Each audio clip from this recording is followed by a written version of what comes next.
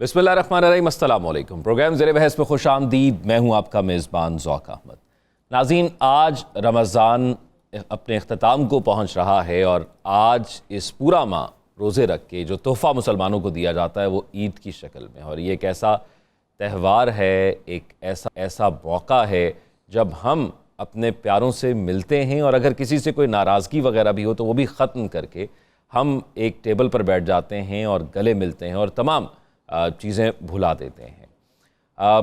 ख़ास तौर पर बात की जाए मौजूदा दौर के अंदर या किसी भी दौर के अंदर, तो हर दौर की अपनी कुछ रिवायात होती हैं, कुछ मुख्तलिफ़ तरीक़ाकार होते हैं जिनसे हम इन फेस्टिवल्स को मनाते हैं। जिस तरह अगर हम मैं अपने माजी की बात कर लूँ, अपने बचपन की बात कर लूँ, तो जो टाइम हमने देखा जब हम ये बचपन में सेलिब्रेट किया करते थे ईद, वो ज़रा मुख्तलिफ था आज के दौर के बच्चों के हवाले से। उसको देखकर हम जब सेलिब्रेट किया करते थे तो कार्ड्स होते थे जिस पर शेर लिख के दिया करते थे। उसके बाद अब मोबाइल का ज़माना आ गया, टेक्नोलॉजी का ज़माना आ गया, कुछ मुख्तलिफ हो गया। फिर गैदरिंग ज़्यादा हुआ करती थी जिन दिनों में हमारा बचपन था, अब ज़रा बच्चे महदूद हो गए हैं। इसी तरह बड़ों की ईदें भी जो है मुख्तलिफ हो गई हैं मुख्तलिफ अंदाज से। तो मौजूदा हालात के अंदर कुछ महंगाई भी है, कुछ पाकिस्तान नाजुक सूरत हाल से तब भी गुज़र रहा था, अब भी गुज़र रहा है, तो उसकी वजह से भी बहुत सी रिस्ट्रिक्शंस लग जाती हैं किसी भी फेस्टिवल को सेलिब्रेट करने के लिए। एक आम तबके के लिए, एक ख़ास तबके के लिए नहीं, ख़ास तबके के लिए तो हर दिन ही ईद का दिन होता है, लेकिन एक आम तबके के लिए सिर्फ कुछ मखसूस दिन ही ईद के दिन होते हैं जो फेस्टिवल्स के होते हैं, क्योंकि उसने अपनी तमाम जमा पूंजी, अपनी खुशी, सब कुछ संभाल के रखा होता है जिस दिन वो एक्सप्रेस करता है, जिस दिन वो खर्च कर सकता है, क्योंकि बाकी दिनों में तो फिर अपने आप को हैंड टू माउथ ही लेकर चलना होता है। तो कुछ बात करेंगे कि कैसे चेंज हुए ट्रेंड्स ईद के जो हमने देखे दहाइयों के अंदर तब्दील होते हुए, और कुछ बात करेंगे मौजूदा पाकिस्तान की सूरत हाल के हवाले से भी। नजम साकिब साहब, पीजे बीस साहब और साकिब हमारे साथ मौजूद हैं। नजम साकिब साहब, जैसे मैंने जिक्र किया कि ईद थोड़ी मुख्तलिफ हुआ करती थी, अब ट्रेंड्स थोड़े चेंज हो गए।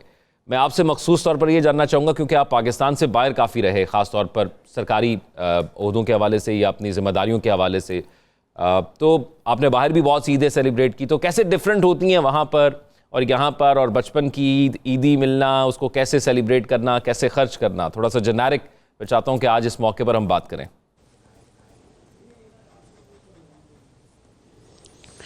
देखिए, आपके इस सवाल का कि पाकिस्तान के बाहर पाकिस्तानी और मुसलमान जो हैं वो कैसे ईद मनाते हैं, इसका मैं अभी जवाब देता हूँ। पहले ज़रा ये देखिएगा कि आजकल ईद पे नॉर्मली होता है ना, कुछ शेर वेर आते हैं, वो आपने सुना होगा, एक बड़ा मशहूर मारूफ शेर, ज़बान ज़दे आम, कि ईद का दिन है गले हमसे लगा कर मिलिए, रस्म दुनिया भी है, मौका भी है, दस्तूर भी है। ये कुछ तकरीबन 40-50 साल तक हम ये शेर सुनते रहे, लेकिन अब माहौल बदल गया है। मैं आपको एक शेर सुनाता हूँ, ये बिल्कुल ताज़ा शेर है, उससे आपको पता लगेगा कि आजकल का जो नौजवान, बुज़ुर्ग, ख़वातीन व हज़रात असल में जब ईद आती है तो वो किस तरह से ईद मनाते हैं, चांद रात किस तरह मनाते हैं। शेर सुनिए। सोचों में कैद हो के कहीं रह गई है ईद, सोचों में कैद हो के कहीं रह गई है ईद, हम चांद रात दिल में मनाते हैं इन दिनों, हम चांद रात दिल में मनाते हैं इन दिनों। ये क्यों ऐसा है? ये क्यों ऐसा है कि एक खुशी का मौका है और हम जो है वो ये सोच रहे होते हैं कि अच्छा यार, बाप क्या सोच रहा है? बाप सोच रहा है यार ये खर्चा वर्चा जो है ना ये बहुत बढ़ जाएगा, बच्चों के कपड़े, ईदी वगैरह। बाप खर्चे में देख रहा है ईद, माँ क्या देख रही है? घर के काम बढ़ जाएंगे, मेहमान नवाजी होगी, वो उधर ससुराल से फलाने बेटी के ससुराल ने आना है, बेटे के ससुराल वालों ने आना है, ये जो सारे मोहल्ले वाले इकट्ठे हो जाएंगे, पैसे खर्च होंगे, काम बढ़ जाएगा। बच्चे क्या सोच रहे हैं? बच्चे ये सोच रहे हैं ईदी कितनी मिलेगी, मामू ने पिछली दफ़ा नहीं दिए थे, इस दफ़ा तो ज़बरदस्ती ईदी लेनी है। हुकूमत क्या सोच रही है? हुकूमत क्या करती है? हुकूमत ईद वाले दिन भी अल्लाह की मेहरबानी से सियासत करती है, पैकेज अनाउंस कर दिया, ओ जी ईद का फिर पैगामात आएंगे, सदर मुमलकत का पैगाम, कौम के नाम, वज़ीर आज़म का पैगाम, वज़रा का पैगाम, बड़े बड़े लोग पैगाम देते हैं और वो ये भूल जाते हैं कि ये पैगामात जो वो दे रहे हैं, ये इसका मतलब क्या है, ये एक्चुअल प्रैक्टिकल लेवल पे इसकी क्या वो बनती है। अच्छा, उसके बाद ये है कि 3 किस्म के लोग हैं जिनके लिए ये ईद आती है, और पहले वो है जिन्होंने रोज़े रखे जी, ईद तो उनकी है। दूसरे हैं वो जो बच्चे हैं जिनको ये कहा जाता है कि ईद आएगी तो खुशी आएगी। तीसरे वो हैं तुफैलिए, वो लोग जो रोज़े भी नहीं रखते और बच्चे भी नहीं हैं। ये मुसीबतें उनकी हैं। अच्छा, आपने बताया ना कि ईद कार्ड होते थे और वो आपके बचपन की, मैं हैरान हूं, आप तो अभी बहुत यंग हैं। ये तो हमारे बचपन में होता था, ईद कार्ड जाके देखना, फिर उसके बाद ढूंढ के लाना, फिर उसको बैठ के लिखना, फिर पोस्ट करना, फिर उसके बाद जो है वो ईद की नमाज पढ़ के वापसी पे जो है वो बुज़ुर्गों की, वालदा की कब्र पे जाना, वालिद की कब्र पे जाना, उसके बाद घर आना, जफ़ियाँ डालनी, घर वालों के साथ बैठ के कुछ शीर खुरमा सवैयाँ वगैरह। अच्छा, उसके बाद फिर किसी के घर जाना है या किसी ने आपके पास आना है। मुझे आप ये बताइएगा कि ईद आती है, इतनी ईदें आई, इतनी ईदें गुजर गई, हम ईद पे मुबारकबाद देते हैं। हम ईद आती है तो किस बात पे मुबारकबाद देते हैं? ये मेरी और मेरे जैसे बुजुर्गों की जिम्मेदारी थी कि हम आपको बताते कि ये जो आप रूटीन में कह देते हैं ना जी आपको ईद मुबारक हो, इसका मतलब क्या है? कौन सी चीज मुबारक हुई है? ईद तो एक रूटीन की चीज है, रोजे खत्म होंगे ईद आ जाएगी, तो मुबारक किस चीज की है? अच्छा, अब उसमें ये हुआ कि मैं जब बैठता हूं बच्चों के साथ, और यानी जो मेरे स्टूडेंट्स वगैरह भी हैं उनको बताने की कोशिश करता हूं, वो कहते हैं सर जल्दी जल्दी बात करें, क्योंकि उनको पता नहीं किस चीज की जल्दी है। अगर आपको पता लग जाए कि ईद क्या चीज होती है, ईद कैसे मनाई जाती है, हम ईद मुबारक क्यों कहते हैं, तो आप यकीन कीजिए आपको बड़ा अच्छा लगेगा। मैं आपको 4 चीज़ें बता रहा हूँ, आपको और आपके लाखों देखने वालों को, जिसमें बच्चे भी हैं, बुज़ुर्ग भी हैं, ख़वातीन भी हैं, हजरात भी हैं, स्टूडेंट्स भी हैं, मज़दूर भी हैं। अगर ईद का मतलब खुशी है तो आपको खुशी कैसे मिल सकती है? नंबर 1, किसी को खाना खिला दीजिए। नंबर 2, किसी की मदद कर दीजिए। किसी से मुराद ये नहीं है कि घर वालों की, बच्चों की, किसी की कोई मदद, छोटी बड़ी जैसी भी। तो पहले मैंने बताया कि खाना खिला दें, दूसरी बताया कि आप किसी की मदद कर दें, तीसरी है कि बुजुर्गों के पास बैठे और दाएं बाएं जाने की बजाय कि जी मैंने उधर जाना है, इधर जाना है, ये देखें। और जो 4000 मुझे मैसेजेस मिले हुए हैं जिनका मेरी जिम्मेदारी है कि मैंने व्हाट्सएप पे वो ईद मुबारक को खैर मुबारक कहना है, उसकी बजाय बुजुर्गों के पास बैठें, उनसे गप लगाएं, उनसे उनके बचपन की ईदों के बारे में बात करें। और आखिरी ये है कि किसी एक शख्स को माफ कर दें। ये 4 चीजें बता रहा हूं, इनमें से 1 कर लें, 2 कर लें, 3 कर लें, 4 कर लें तो कमाल ही हो जाएगा और आपको पता लगेगा कि असली खुशी क्या है। ठीक है, आखिर में जो आपने सवाल पूछा, मैं उसकी तरफ नजूर शख्स से दोबारा आऊंगा, बाहर कैसे गुजरती है मैं चाहूंगा वो तफसील से मैं आपसे जानूं। मैं जरा यही जो आपने अपने बचपन की जिक्र किया, मैं जरा सबसे जान लेता हूं। मैं पीजे मीर साहब से जाऊंगा। पीजे मीर साहब, एक तो या तो ईद किसी के लिए ईद खुशी होती है, किसी के लिए सिर्फ हॉलीडे होता है। सही कहा आपने। साकिब साहब ने एक बड़ी इंटरेस्टिंग बात की कि ये वो मौका है कि जिस पे आप सबको माफ़ कर दो। खैर पूरे पाकिस्तान को माफ़ी देनी चाहिए और माफ़ी लेनी चाहिए इनको, क्योंकि यहाँ बहुत है माफ़ करने वाले और माफ़ करवाने वाले। लेकिन ईद जो है मेरी नज़र के अंदर बिल्कुल उन्होंने सही कहा है, ये जो रोज़े रखते हैं ये उनकी ईद है। हम तो बाकी सारे वो कहते हैं ना अंग्रेज़ी में जॉय राइडर्स हैं, ईदी ले ली, ये कर लिया, वो कर लिया। लेकिन ये वो मौका होता है कि जिस वक्त हमें हम श्योर इस पर डिस्कस भी करेंगे बाद में, ये जो कश्मीरियों के साथ हो रहा है, फ़लस्तीनियों के साथ हो रहा है और ब्लेटेंट किलिंग्स जो हो रही हैं, कम से कम मैं नहीं सेलिब्रेट कर सकता उस तरह। आई कांट, मेरा कॉन्शियस, मेरा ज़मीर उसको अलाउ नहीं करता है कि वहाँ कत्ल व गारत हो रही है और मैं यहाँ सोच रहा हूँ कि मैं इसको एंजॉय करूँगा। मैं नहीं कर सकता हूँ, सिंपल। मेरी सिंपथीज़ वहाँ हैं। बिल्कुल सही कहा उन्होंने, खाना खिलाओ, लोगों का ख्याल रखो, लेकिन spare a thought for those जो कि एक मिजरी के अंदर और इतनी सख्ती के अंदर जिंदा रह रहे हैं। और हम कहते हैं हमारे मुसलमान बहन भाई हैं, तो हम कर क्या रहे हैं? मैं समझता हूँ कि आज उनके साथ, और अभी ये जो जाफ़र एक्सप्रेस का जो सानिया हुआ है, आज पूरे पाकिस्तान को चाहिए कि बलोची भाइयों के साथ खड़े हो जाएं इस मौके के ऊपर और उनको सपोर्ट करें। ये वक्त होते हैं कि हम अपनी कौमी यकजहती दिखाते हैं, एक प्यार मोहब्बत एक दूसरे का दिखाते हैं और इज्जत करते हैं और दिखाते हैं।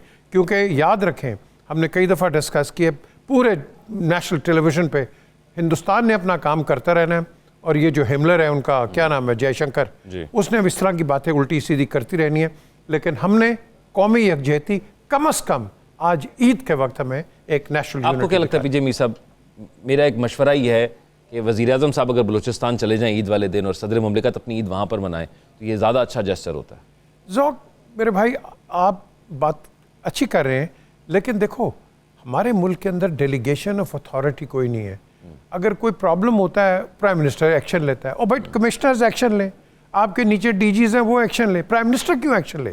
क्या प्राइम मिनिस्टर के पास यही पेटी काम है कि नीचे माइक्रो लेवल पे काम करे?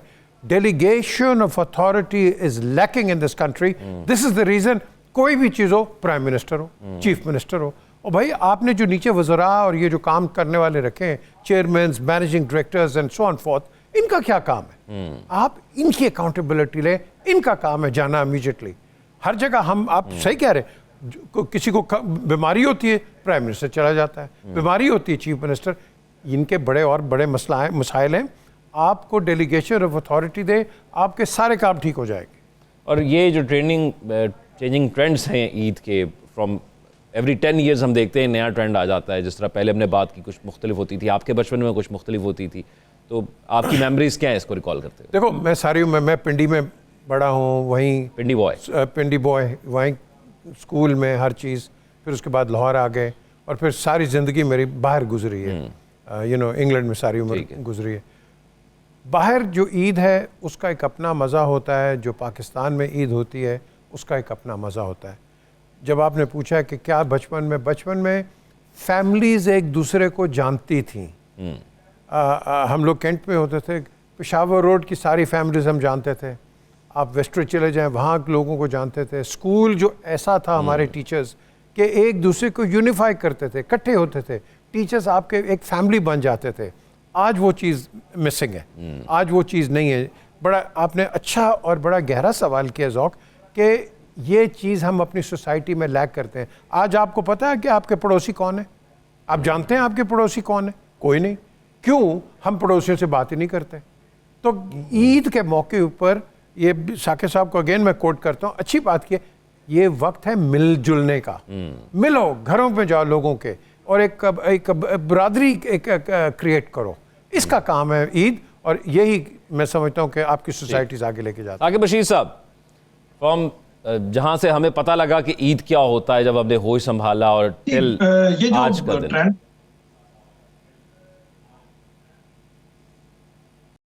वो जो हम बात कर रहे हैं, मेरे ख्याल में शहरों पर ज्यादा उसका असर जो है वो हुआ है, लेकिन देहातों में, दही इलाकों में अभी भी मैं समझता हूँ कि काफी वो रवायात मौजूद हैं जो माजी में थी, जो हमने अपने बचपन में देखी। उसमें कुछ तब्दीली आई है, ये मोबाइल फोन, डिजिटल मीडिया और इस तरह की चीजों से कुछ तब्दीली आई है, लेकिन आज भी वो रवायात मौजूद हैं। यहाँ पे प्रॉपर ईद की तैयारी, बच्चों के लिए कपड़े देना, मेहंदी, ये सारी चीजें जो है वो होती हैं। फिर ईद के दिन के जो है वो मुख्तलिफ किस्म के जो वहाँ पे एक्टिविटीज होती हैं, वो भी आज भी गांव देहातों में पूरा एक मंजर जो है वो हमें नजर आता है। शहरों में ये चीजें जो है वो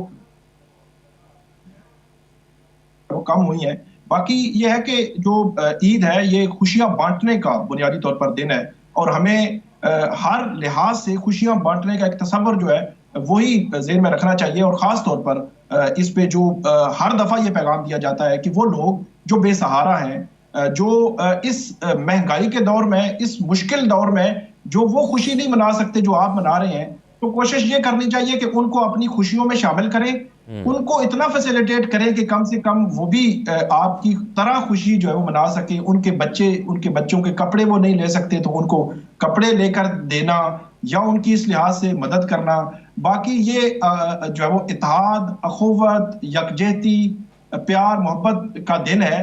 तो इस तनाजुर में अगर देखा जाए, पाकिस्तान में हमेशा आपने देखा कि चांद के मामले में जो है वो हमेशा से इश्यूज रहे हैं। अच्छा, पहले ये होता था कि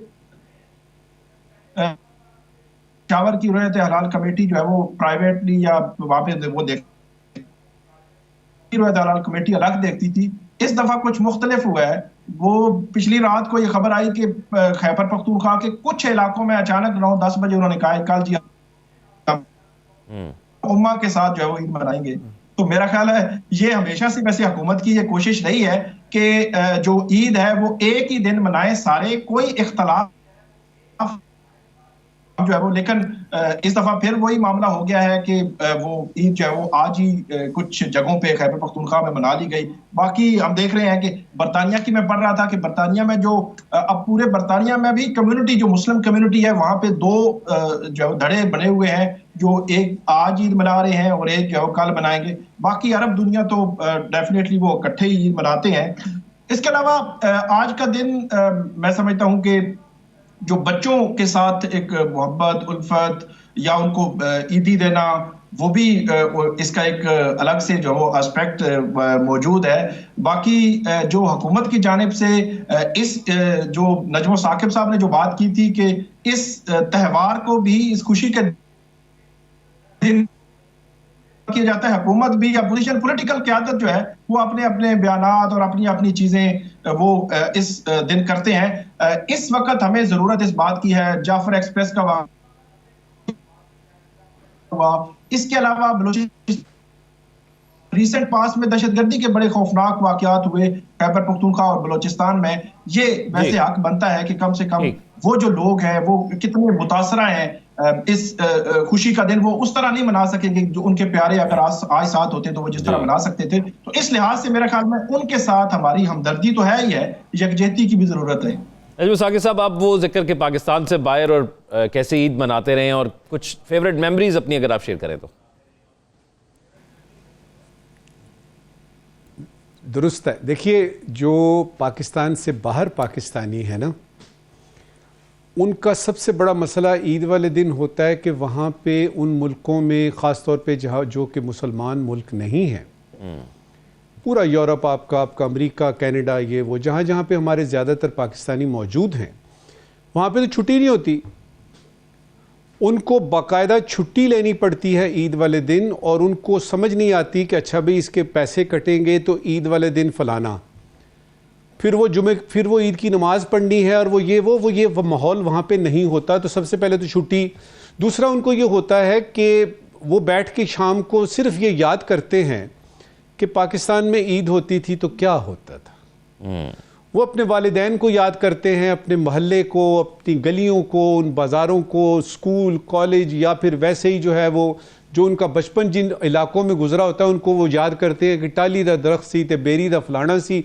और उसमें फिर वो देखते हैं कि ईद वाले दिन हम मेले पे जाया करते थे, मेले से वापस आके फिर उसके बाद ईदी मिलती थी, ये वो वगैरह। मैं इस पर बिल्कुल बात करूँगा, मैं पीजे मीर साहब से भी जानूंगा क्योंकि उन्होंने भी बहुत सी ईदें बाहर गुजारी हैं। और फिर कॉन्सेप्ट एक पाकिस्तानी पूरी दुनिया में अपने आप को रिप्रेजेंट कर रहा है, तो फिर एक मुसलमान भी अपने आप को रिप्रेजेंट कर रहा है। तो क्या वजह है कि एक सदियां गुजर गई हैं, दहाइयाँ गुजर गई हैं, मुसलमानों के मसाइल जो है वो सेम ही चल रहे हैं। तो उस पर भी हम बात करेंगे कि मुस्लिम उम्मा को क्या मसाइल दरपेश हैं। एक ब्रेक के बाद स्टे विद अस।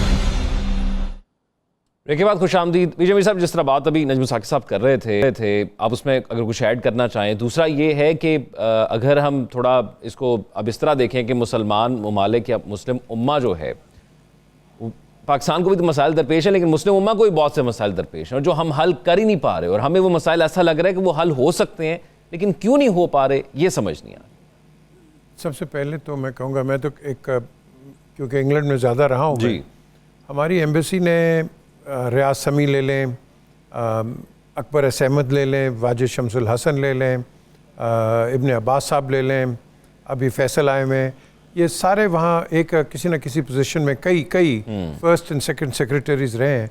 और इनकी जो बॉन्डिंग हमारी कम्युनिटी के साथ, Pakistani community in Manchester, Leeds, Bradford, Glasgow, बहुत स्ट्रॉन्ग है। और जो अभी आपने सवाल किया है, ईद मिलन गेट टुगेदर्स होते हैं, ओपन हाउस होता है हैम्स्टेड में, कि जहाँ पाकिस्तानीज़ आते हैं, एक दूसरे से मुलाकातें करते हैं।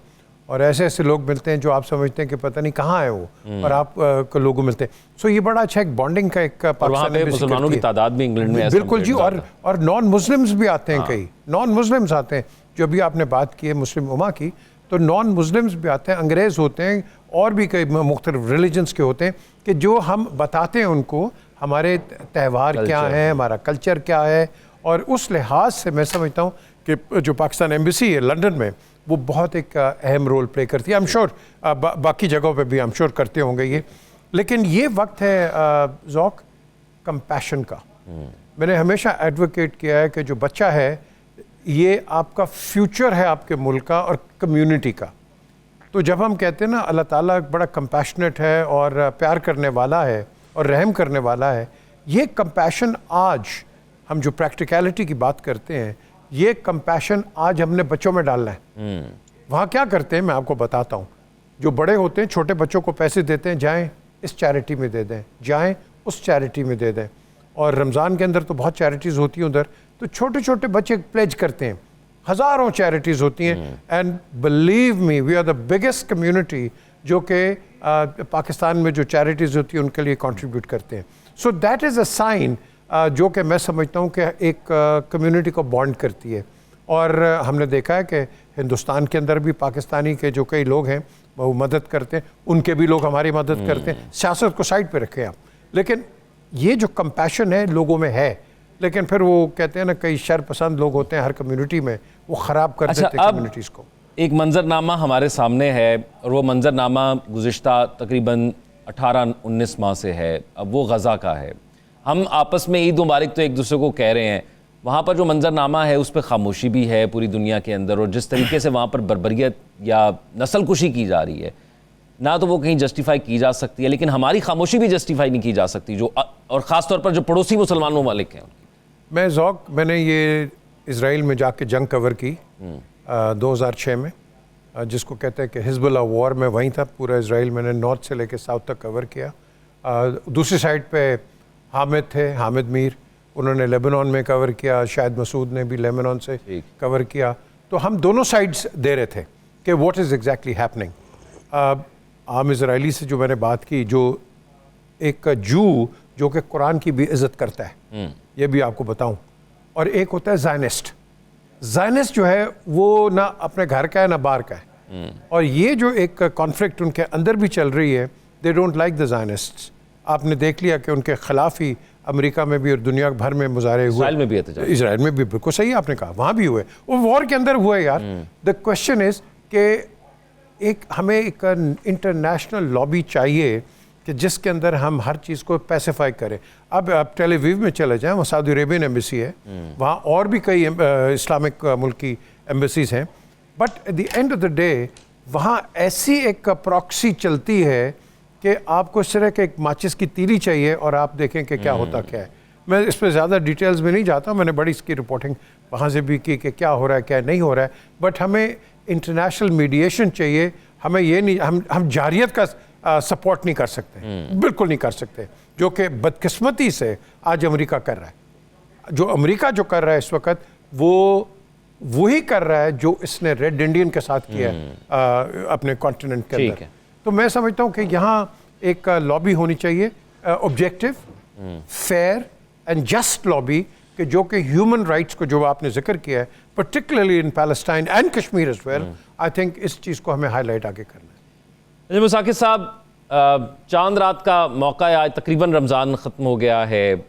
एज़ कंपैरेटिव हमारे यहाँ और एज़ कंपैरेटिव जब मैं सोचता हूँ गज़ा के हवाले से, या हम जब सोचते हैं गज़ा के हवाले से, तो बड़ा फ़र्क पड़ता है, दुख भी होता है, लेकिन इसका कोई मदावा है?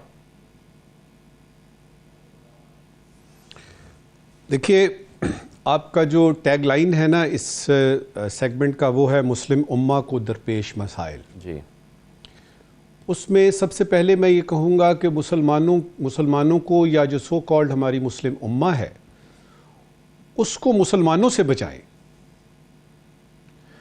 मेरे नज़दीक मुस्लिम उम्मा को उसके अंदर इंतशार फैलाने में, उसके अंदर फतूर फैलाने में बहुत सारे जो हैं वो हिसाब किताब इंटरप्रिटेशन के, मुसलमानों से बचाएं।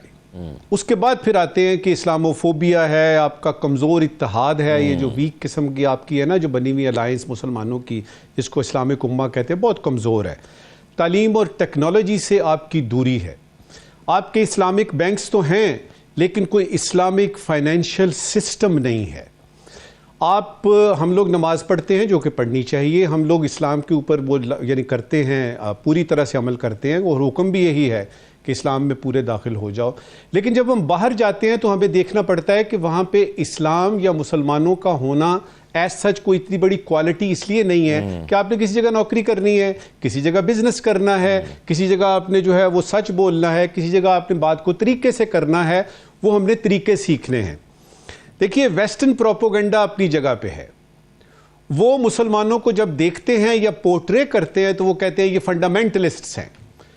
हालांकि ज्यूज भी फंडामेंटलिस्ट हैं, क्रिश्चियन भी फंडामेंटलिस्ट हैं, लेकिन जब फंडामेंटलिस्ट का लफ्ज आता है तो उसमें आता है जी कि ये मुसलमान हैं।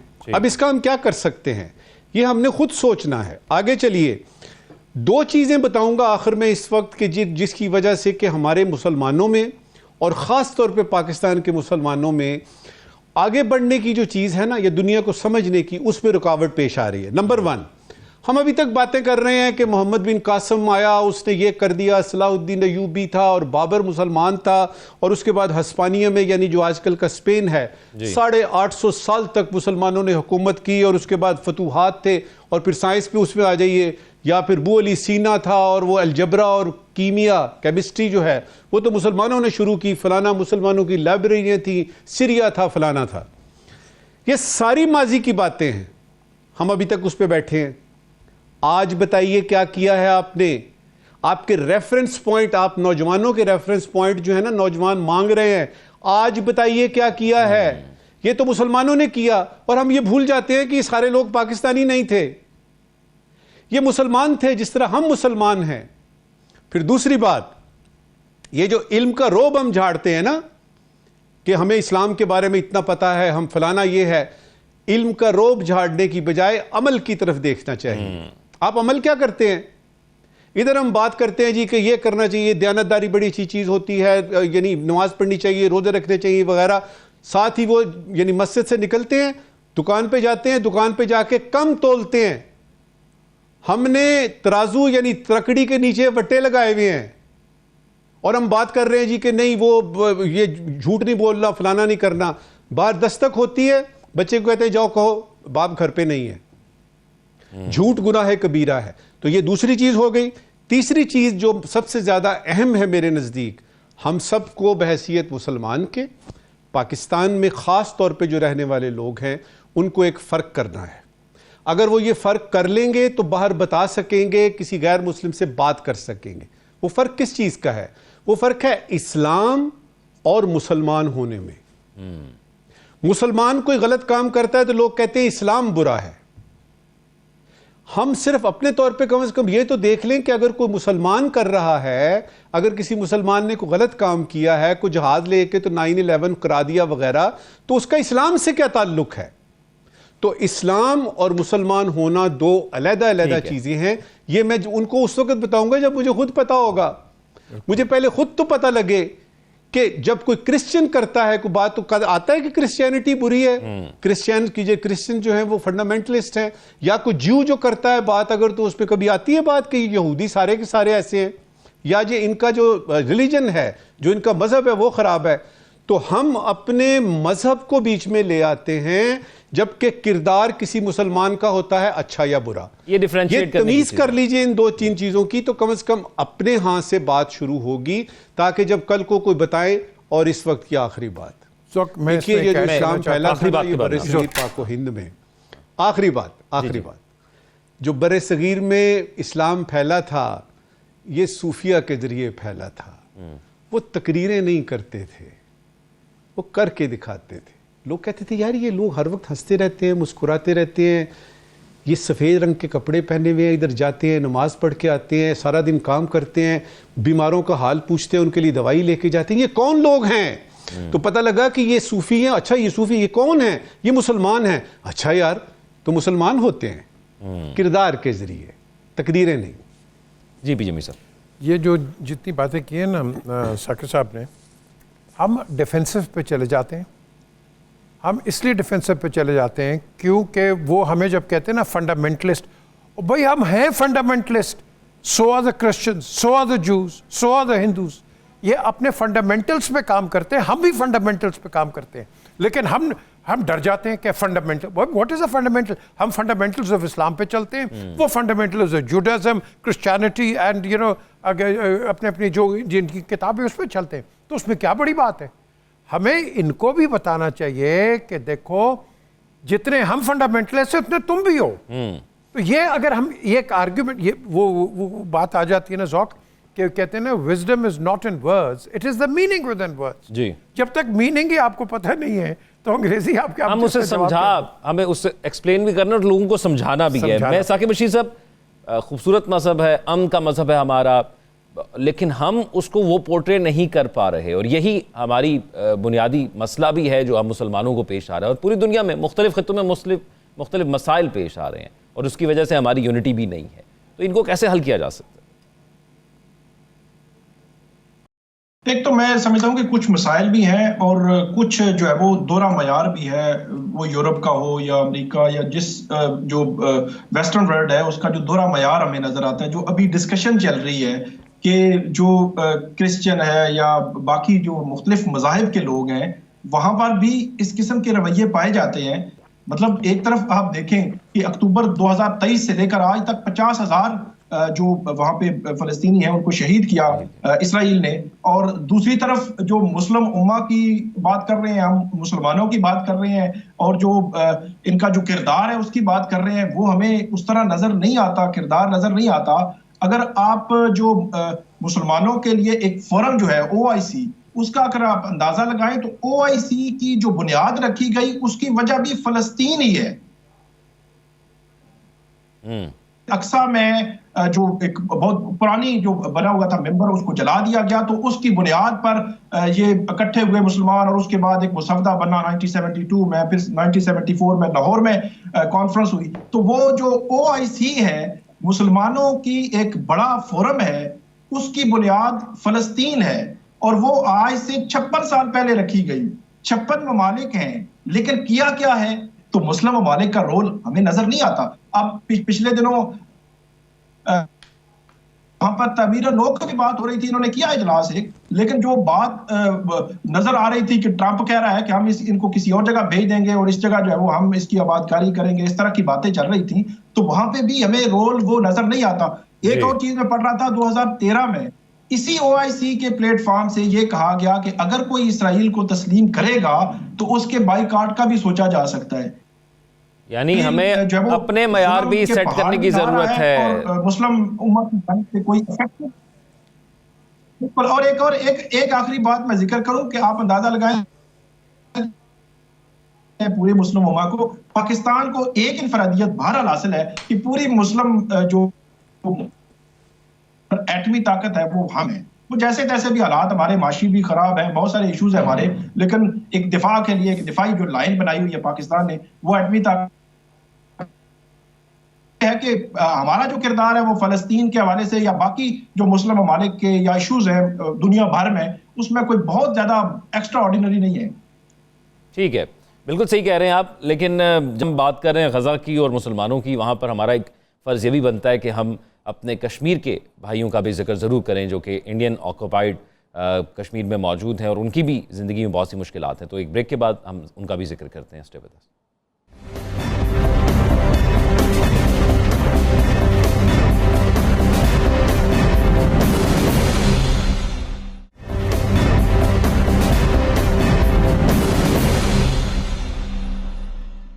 ब्रेक के बाद खुशामदीद। महदूद वक्त के अंदर हम कोशिश करेंगे कि हम अपने कश्मीरी भाइयों के साथ जो है वो यकजहती का इजहार भी करें, और जो मसाइल उनको वहाँ पर दरपेश हैं वो यहाँ से इस प्लेटफॉर्म से बयान करें ताकि उसका एहसास पहुँचे जहाँ तक एहसास का पहुँचना चाहिए। नजमुल साकिब साहब, कश्मीर की सूरत हाल भी हमारे सामने है, और वक्त जहाँ जहाँ तक आगे जाता जा रहा है, जो चीज़ें हमारे प्रायोरिटी के अंदर होनी चाहिए थी वो महदूद हो गई हैं। वो स्क्रीन टाइम से भी महदूद हो गई हैं, वो डिस्कशन से भी महदूद हो गई हैं। इसी तरह हमारे बिल्कुल साथ हमारा ही हिस्सा है, हमारी मुल्क का हिस्सा कश्मीर मौजूद है, इंडियन ऑक्यूपाइड, लेकिन वहाँ पर भी आज़ादी नहीं है ज़िंदगी गुजारने की या सांस लेने की?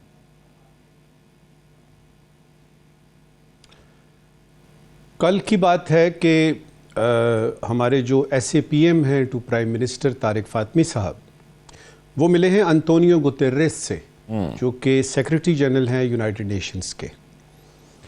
3 बड़ी बातें उन्होंने की हैं। एक फ़लस्तीन पे की है, कश्मीर पे की है और अफ़गानिस्तान के बारे में उनको ब्रीफ़ किया है। बदकिस्मती ये है कि हम यूनाइटेड नेशन से क्या तवक्को रखें, उनकी तो आंखों के बिल्कुल नाक के नीचे ये गज़ा में क्या हो रहा है और ये लेबनान में क्या हो रहा है और ये सीरिया में क्या हो रहा है वगैरह वगैरह, उन पर कानों पे जूं नहीं रूंग रही। लेकिन ये मामला हमने चूँकि ज़िंदा रखना है, लिहाजा बात की। उन्होंने क्या जवाब में कहा, ये ज़्यादा इम्पॉर्टेंट है। उन्होंने जवाब में ना कश्मीर की बात की, ना फ़लस्तीन की बात की, ना ही अफ़गानिस्तान की बात की। उन्होंने कहा जी पाकिस्तान जो है ना, वो पीस कीपिंग वो जो मामलात हैं यूनाइटेड नेशंस में, उस पर बड़ा किरदार है और वो पाकिस्तान नंबर 1 है। देखिए, इस वक्त Pakistan United nation security council का नॉन परमानेंट मेंबर है, वहाँ बैठ रहे हैं हम। अभी तक कोई वहाँ पे कश्मीर की बात क्यों नहीं आई? क्यों नहीं हमने वहाँ पे उस फोरम पे, इतने अहम फोरम पे बैठ के कम से कम बात की कि ये जो सारे रेजोल्यूशंस हैं जिसके मुताबिक ये है कि कश्मीर का फैसला होना है, ये डिस्प्यूटेड टेरिटरी है, यूनाइटेड नेशन सिक्योरिटी काउंसिल के जो रेलेवेंट रेजोल्यूशंस हैं उनके मुताबिक यहाँ फैसला होना है कि इन कश्मीरियों ने एक प्लेबिसिट होना है, रेफरेंडम होना है, जिसके तहत उन्होंने बताना है कि वो पाकिस्तान के साथ रहना चाहते हैं। किया वो अभी तक मौजूद है। जी बिल्कुल ऐसे। 5 अगस्त 2019 हो गया, 370 आ गया, 35A आ गया, लेकिन वो अभी तक मौजूद है। तो क्या हम ये भी नहीं कर सकते कि हम उस सिक्योरिटी काउंसिल के मेंबर हैं और वहां पे कम से कम बात करें कि जी ये आपके अपने ही रेजोल्यूशंस हैं, उनको जरा देख लेते हैं और एक नया रेजोल्यूशन बनाते हैं। जी देखिए, क्यों नहीं हो रहा? इसलिए कि हिंदुस्तान ताकतवर है। क्यों नहीं हो रहा? इसलिए कि पाकिस्तान माशी तौर पे जो है वो कमजोर हैं हम लोग। क्यों नहीं हो रहा? इसलिए कि ये कश्मीरियों का मसला है, ये उन कश्मीरियों का जिनको आज़ादी चाहिए, उन कश्मीरियों को जिनके साथ हाल बुरा हो रहा है, उस कश्मीर का जिसको हिंदुस्तान ने सबसे बड़ी दुनिया की जेल बनाई हुई है, उनका मसला है। हमारे साथ कौन खड़ा है इस मामले में? जब मैं नजर दौड़ाता हूं पूरी दुनिया में, मुझे तो चीन भी नजर नहीं आता इस मामले में अपने साथ। अमेरिका, रूस, बाकी तो बात की बात है। एक मुल्क है जो इस वक्त आपके साथ बिल्कुल, टर्की भी पूरी तरह से नहीं बात करता, तुर्की जो है। एक मुल्क है जो आपके साथ कश्मीर पे कहता है हाँ जी होना चाहिए, और वो है, उसका नाम है आज़रबाईजान। आज़रबाईजान के अलावा कोई एक मुल्क ऐसा नहीं है जो ये कहे कि जो पाकिस्तान कह रहा है, जिस यूनाइटेड नेशन सिक्योरिटी काउंसिल के रेजोल्यूशन की बात कर रहा है, हम भी उसके साथ हैं। तो इंटरनेशनली जब आप देखते हैं तो एक बेहिसी है, उनको नजर आ रहा है। और सिर्फ कश्मीर ही नहीं, फलस्तीन भी है, उस पर बहुत सारी जगह हैं। बदकिस्मती से उन तमाम जगहों पे जहां पे जुल्म हो रहा है, उन तमाम जगहों पे जहां पे कि बर्बरियत हो रही है और इंसानी हकूक की पामाली हो रही है, उनमें से 99% जगह जो हैं उनमें मुसलमान बसते हैं। बिल्कुल ऐसे ही, और हमें इसको सोचना भी चाहिए, और अगर हम सोचेंगे नहीं तो फिर इसका के लिए लम्हा फिक्रिया है। बिल्कुल लम्हा फिक्रिया। पीजे मीर साहब, कश्मीर सेंटर्स बनाए थे हमने, उनका क्या बना? और हमने हमेशा सिफारती तौर पर कोशिश की है कि हम इस मसले को जितना ज़्यादा सतह पर उठा सकें, लेकिन हमें कामयाबी नहीं मिलती उसमें। यह आपने एक दुख सी राग को छेड़ा है। Kashmir centre Brussels, Kashmir centre Washington, Kashmir centre London, ये खोले थे। ये हमारी एक्स ऑफिशियो एम्बेसीज थी कश्मीर की, कि जिसके अंदर हम डिबेट्स करते थे। यूरोपियन यूनियन के मेंबर्स हो, पार्लियामेंट के होते थे। एक मीटिंग के अंदर 42 countries of European union took part in it. इनको हमने बताया कि हिंदुस्तान के अंदर ये कश्मीर में मैस ग्रेव्स डिस्कवर हुई, प्रेग्नेंट औरतों को इन्होंने बेनेट्स मारे, और क्या क्या इन्होंने जुल्म इंडियंस मुसलमानों के साथ नहीं किया। सब हमने हाईलाइट किए, तस्वीरें दिखाई यूरोपियन यूनियन में। और उसके बाद हम क्या करते हैं, अपने कश्मीर सेंटर्स बंद कर देते हैं ऑन प्रेशर्स फ्रॉम इंडिया।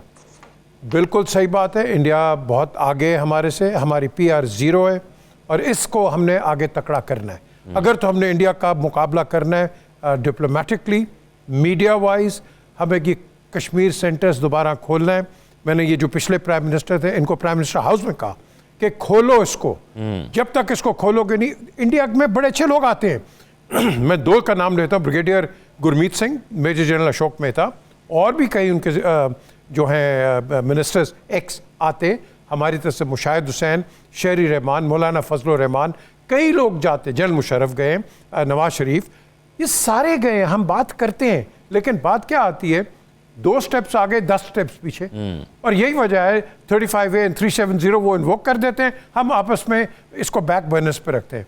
अगर तो हमें कश्मीर चाहिए, we have got to be on the front foot, not on the defensive, क्योंकि इंडिया की लॉबिंग बहुत तकड़ी है, हमें इससे तकड़ा करना है। और ये जो हमारी पॉलिसी है, penny wise and pound foolish, इसको ख़त्म करो and take India by the head, take it by the, वो कहते हैं ना, take the bull by the horn. जब तक ये नहीं करोगे ज़ौक, हम इस तरह की डिस्कशंस करते रहेंगे। My grandfather was the first Secretary General of Kashmir, Jammu Kashmir Liberation Front with Sardar Ibrahim, first President of Azad Kashmir. उसके बाद जस्टिस जावेद इकबाल, अल्लामा इकबाल के बेटे, और जनरल अकबर, ये पहली कमेटी उस वक़्त के मैं सुनता हूँ, जो ये अब बात कर रहे थे साकिब साहब के बड़ों के साथ बैठो, मैं सुनता था कि कश्मीर का मसला उस वक़्त जब ये 48-49 की बात है, सुनता था कुछ नहीं होना, क्यों, हमारे के अंदर रेजोल्यूशन ही कोई नहीं। तो हमें तकड़ा होना है, हमें तगड़ा होना। और जो बात आपने की कि ये खामोशी को तोड़ना है, तो साकिब बशीर साहब, खामोशी से तो कोई फ़ायदा नहीं होने वाला, हमें कोई स्टेप फॉरवर्ड भी लेना है। और फिर मैं चाहूँगा कि शॉर्टली आप आज के इस दिन के मौके पर कोई पैगाम भी दे दें।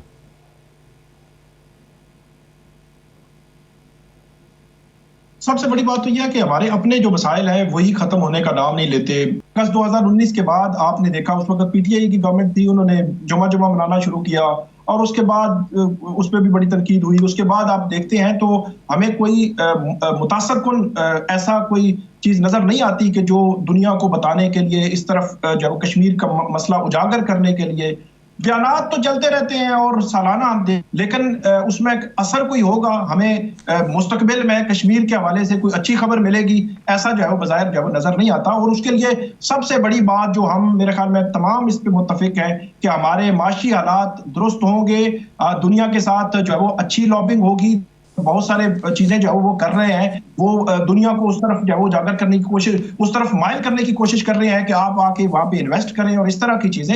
अगरचे को बहुत बड़ी कामयाबी तो उनको नहीं मिल रही, लेकिन वो कोशिश पूरी कर रहे हैं कि दुनिया कश्मीर को मुख्तलिफ एंगल से देखे। और आखिरी बात यह है कि जो मुस्लिम ममालिक हैं उनमें बात वही है कि सिर्फ हम ही समझते हैं कि कश्मीर का मसला एक मौजूद है और कश्मीर में मुसलमानों के साथ जो जुल्म बर्बरियत हो रही है वो बहुत बड़ा उनको मसला है। हमें अपनी प्रायोरिटीज को भी साकिब चेंज नहीं करना होगा और हमें ये चीज़ दूसरों तक भी पहुंचानी होगी कि असल मसला है क्या।